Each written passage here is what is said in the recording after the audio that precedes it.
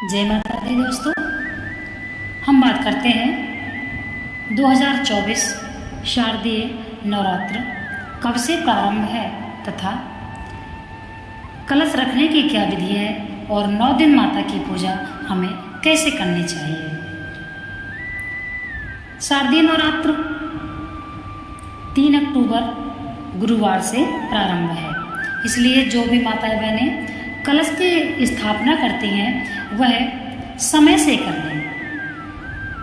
प्रातः जो कलश की स्थापना होती है वह 10 घड़ी के अंदर ही की जाती है, तो आप 6 बजे से लेकर 7:30 8 के बीच में अपना कलश की स्थापना कर लें। बात करते हैं सामग्री हमें क्या चाहिए। जो भी माताएं बहनें नवरात्र के 9 दिन व्रत रखती हैं या कलश की स्थापना करती हैं, 9 दिन माता की पूजा करती हैं, उन्हें क्या क्या सामग्री की आवश्यकता पड़ती है। आपको एक चौकी की व्यवस्था करनी है जिसमें आपको लाल कपड़ा बिछाना चाहिए, इसीलिए एक चौकी और लाल कपड़ा। पूजन की सामग्री में रोली और कलावा, पान सुपारी, इलायची, धूप बत्ती, घी, रुई माचिस, नारियल, दही, शक्कर, शहद और स्वच्छ आसन अपने बैठने के लिए होना चाहिए। कलश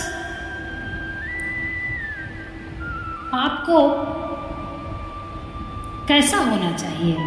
आप मिट्टी का भी रख सकते हैं, और यदि आपके घर में कोई शुद्ध पात्र है, तांबा, पीतल या लोटा है, कोई शुद्ध पात्र है, तो आप उससे भी कलश रख सकते हैं।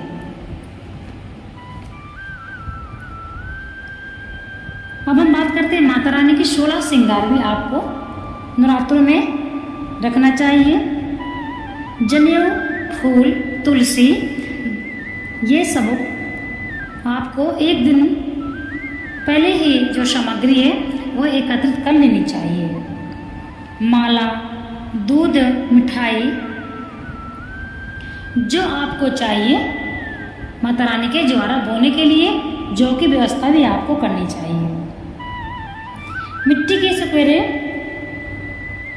और फल, ये हम जो आपको बता रहे हैं यह मेन सामग्री है। लाल कपड़ा पे आप चौकी में माता रानी का चित्रपट या मूर्ति जो भी आप रखते हैं आपको वहाँ पर रखना है। वहीं पे आपको स्वास्तिक बना करके कलश की स्थापना करना है। और इस बात का ध्यान रखें कि माताएं बहनें जो भी अपने घर में नवरात्र का व्रत करती हैं 9 दिन तक नियम का पालन सभी को करना चाहिए। यदि घर में एक ही व्यक्ति नवरात्र का व्रत करता है तो नियम सबको करना चाहिए। इसीलिए लहसुन, प्याज, नॉन वेज जो खाते हैं उनको भी 9 दिन तक हाथ नहीं लगाना चाहिए। नॉन वेज कभी नहीं खाना चाहिए, परंतु जो खाते हैं, जो नहीं मानते हैं, तो हम उनसे 9 दिन का तो रिक्वेस्ट करते हैं कि घर में कोई भी आपकी माता, बहन या कोई भाई, आपका कोई भी व्रत है और आप नहीं हैं, तब भी आपको नियम करना चाहिए। इस बात का ध्यान रखें। अपने घर के मंदिर को एक दिन पहले ही साफ सफाई करके रखें। अगले दिन आपको मंदिर में जब कलश बैठाना होता है तो सारी सामग्री अपने मंदिर के पास में ही रख लें। शुद्ध जल, गंगा जल, रोली, लाल चंदन, पुष्प, मिठाई, फल, जनेऊ, लौंग, इलायची, बतासे, घी और मिट्टी के दिया ले लेना चाहिए। इस प्रकार से आप घर में अपने कलश की स्थापना कर सकते हैं। जो माताएं बहनें 9 दिन का व्रत रखती हैं उनको पालन भी करना चाहिए। यदि आप 9 दिन अखंड ज्योत लगाते हैं तो अखंड ज्योत का भी नियम आपको पता होना चाहिए। अखंड ज्योत के बगल में एक ज्योत दीपक और जला के रखा जाता है। यद्यपि कभी भी जब वह ज्योत मान लीजिए खंडित हो जाती है तो छोटा दीपक जलता रहता है, इसलिए खंडित नहीं माना जाता है। तो जो भी माताएं बहनें अखंड ज्योत जगाती हैं उनको एक छोटा दीपक हर समय अखंड ज्योत के बगल में जलाकर रखना चाहिए। इससे आपका जो व्रत है वह टूटेगा नहीं। जो आपने अखंड ज्योत 9 दिन जलाने का संकल्प लिया है वह भी आपका भंग नहीं होगा।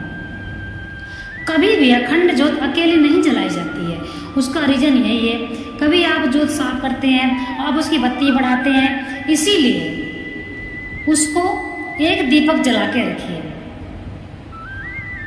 कहा गया है जिस घर में अखंड ज्योत जलता है उस घर में 9 दिन तक व्यक्ति को वहीं पे रहना चाहिए। अर्थात जिस घर में कलश रखा जाता है माता रानी का और अखंड ज्योत जलती है तो व्यक्ति को उसी घर में रहना चाहिए, कलश छोड़ के नहीं जाना चाहिए।